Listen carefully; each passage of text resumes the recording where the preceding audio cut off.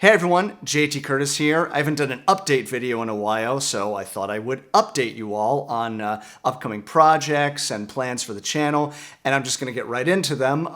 The first one I wanted to talk about is a project that I've been discussing a lot on this channel, Elements on Vinyl. Plans for my original piece to be pressed on vinyl, which if you've been following has been a very long, very stressful process, which I'm thankful to say is finally seeing light at the end of the long tunnel. I have a approximate release date to have copies of Elements on Vinyl, and it will be in July of this year. I may get them a little earlier, but I need time to figure out a plan, figure out how I'm going to get them all to you and ship them to you.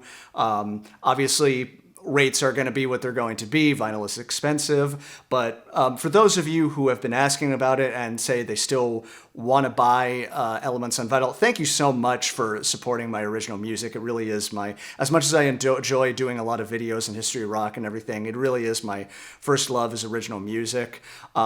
So I will keep you all updated on when I have copies in my hand. I'm planning a record release party in New York City, so if you are in New York City, you can buy them there. I'll sign copies for you if you want. I'll even sign copies if you want me to ship them to you. But I'll get all that information out as it comes in.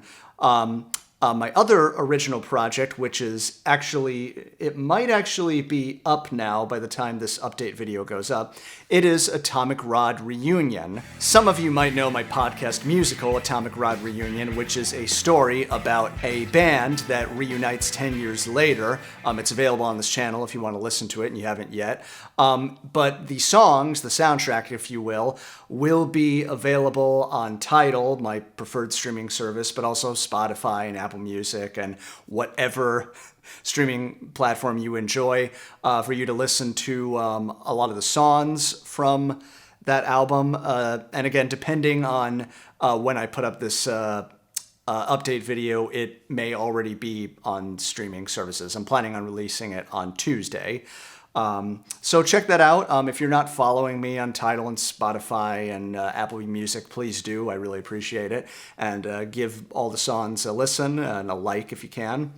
And, well, I know what you're all waiting for. You've probably seen updates about History of Rock 2010s, and yes, it is happening. One of the reasons we wanted to do it this year is because we're coming up on the 10-year anniversary of when I started doing the History of Rock and Roll series. Again, I've been working on this for 10 years. It's amazing. But I have it right here. The first video, the introduction video, actually came out on December 16th, 2014. We were hoping to get something together for December of 2024 for the 10-year anniversary.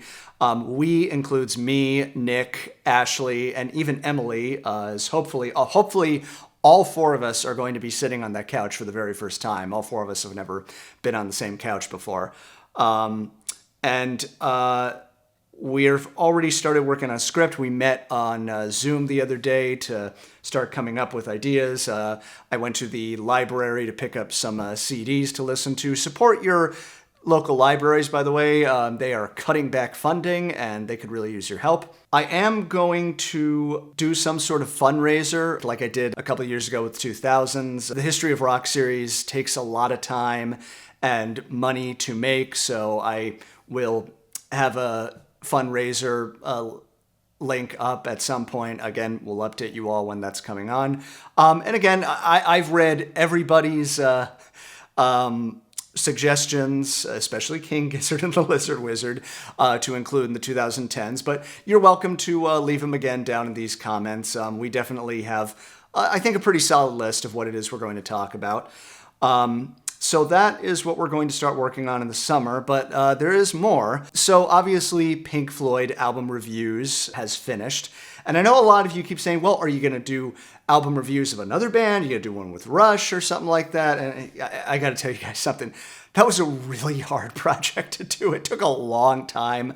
So I have to be very, very selective about album reviews series because they just take so much time and so long to do. But I do have an idea for the summer. I am going to do Summer of Prog, in which I am going to take some progressive rock albums that I own on vinyl, or maybe I will receive on vinyl, and I will review them. For example, you might notice that I have in my hand Emerson, Lake and Palmer's Tarkus album. I will be reviewing this at some point during the summer. And I have a couple of other albums that I have plans for. If there is a progressive rock album, other than Pink Floyd, obviously, that you would like me to review, feel free to leave it in the comments below. The only catch is I need to own it on vinyl, or I need to at least hear it on vinyl. I could always go to the record store and see if I can possibly get a copy and maybe give them a shout out on this channel.